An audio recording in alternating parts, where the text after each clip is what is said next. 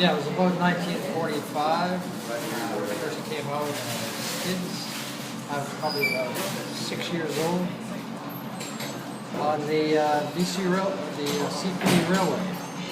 And at that time, you came overnight from the prairies, and you had a very nice sleeping car, and you had a dining room.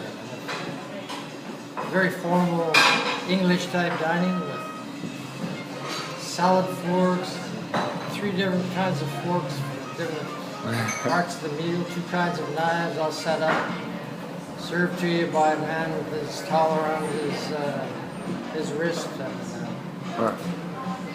it was quite different for us kids from prairie town there to be riding on this beautiful train.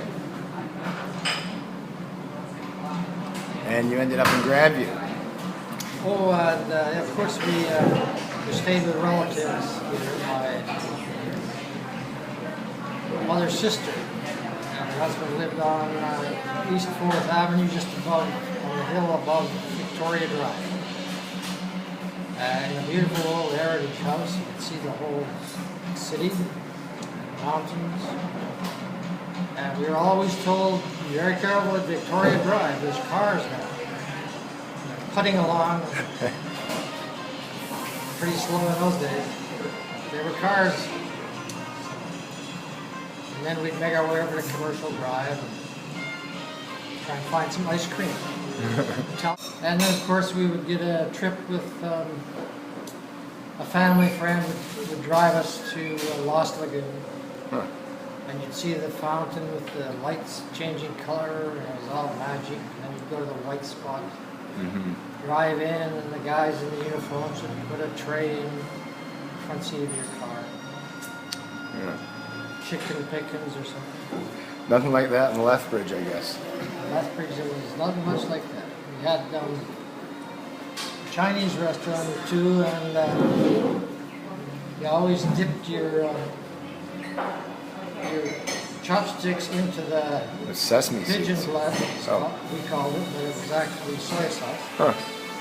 And then you dipped into the sesame seeds. That was big.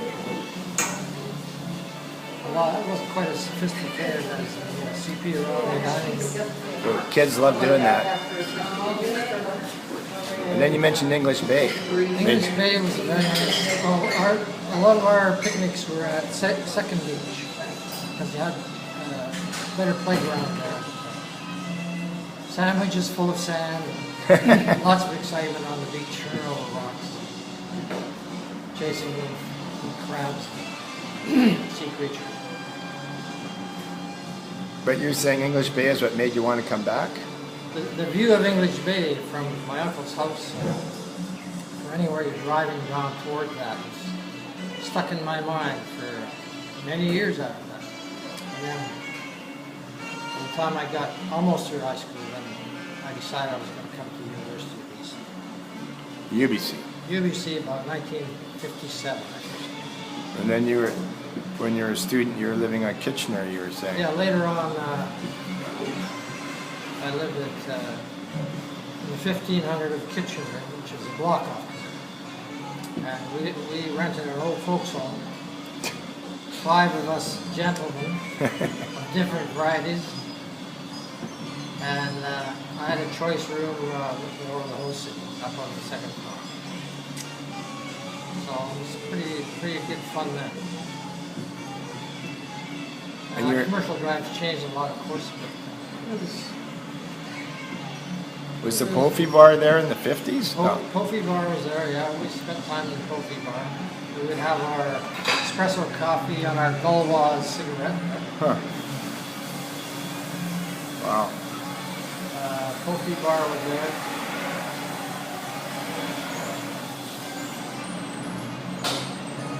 Look at that car.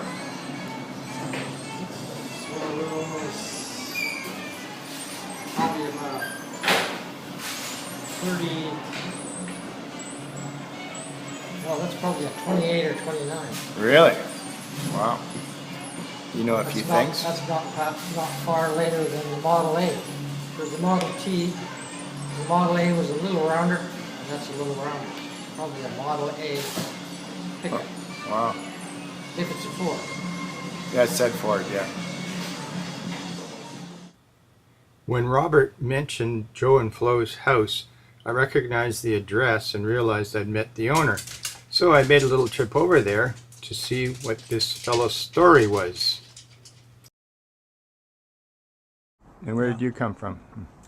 Originally, I came from Switzerland. Went to Montreal because my French was a little better than my English, but the Canadian French was a little different from the Parisian French, which we had to learn in school in Switzerland. And after one winter I had enough, I moved to Toronto. It was a little bit better. But people still complained. After every winter, they said, I'm going to move to California, I'm going to move to Florida, you know. But one winter was really bad and I couldn't even get the car out of the driveway. Streetcar wouldn't go. So I had to walk all the way up to Bloor Street, and the wind was blowing, my brain was freezing. I said, this is it. So then I went to the American consulate and I moved to Los Angeles. After 6 weeks there, I had enough. I drove up to San Francisco, which had green hills compared to the brown hills in Los Angeles. Yeah, that's a step up. Yeah. So I lived there for 10 years. And then one day,